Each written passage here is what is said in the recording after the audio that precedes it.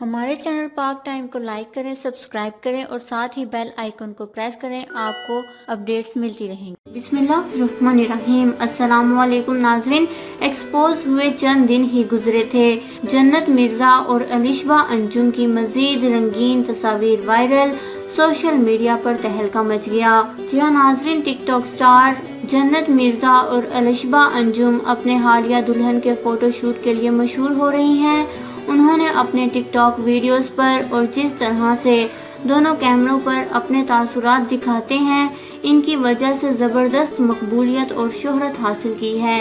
इनके खूबसूरत रूप और अदाकारी से मुतासिर होकर बहुत से डिज़ाइनर्स और मेकअप आर्टिस्ट इनके साथ काम करना चाहते हैं।